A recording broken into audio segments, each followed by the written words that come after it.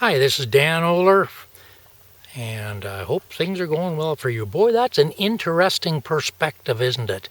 No, the grass isn't quite that long that it's way up to their eyeballs. Well, let me just stand up though, but it is doing very, very, very well. It's fall, and as you can see, things are changing. The leaves are starting to change color, and you can see down here where we've pastured this ground already, and yet it's coming back still. We haven't had enough frost to stop the growth, so things are doing really well. And these lovely critters, man, they are just so easy to deal with. I'm so thankful that we got them from the Starmans up by Marythorpe, 6-star farms, and they're doing really well for us. You know, it is so neat to see these animals out here grazing around. Carol and I just got back from a couple-week trip through Nova Scotia and Prince Edward Island, and beautiful country out there, and we went by dozens and dozens of dairy farms and some beef farms, and rarely did we see an animal that was out grazing grass. They tend to keep them in the barns, and then they take hay and silage and grain to them, and I guess that works.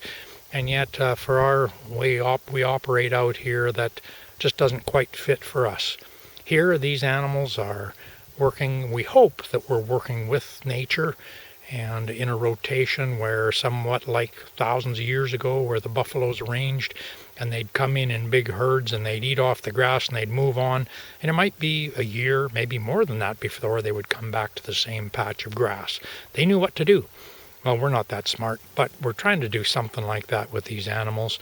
And Jamie's been working with me and Jamie's doing an amazing job of moving the cattle around, and some other great sustainable agricultural, regenerative agricultural kinds of things to make sure we keep every drop of water on the place that we can. Hence, we're happy to have these beavers that are here, and we're going to find a way to work with them to keep them happy and keep us happy as well. It's a great harvest weather right now. It's been dry and quite warm, and you may hear a tractor in the background, our neighbor's cutting or baling some oats and peas that he's making into feed for his cows for the winter. And here, because these animals will be going to market in in the first part of November, they won't get any hay. It'll be just on straight grass the whole way.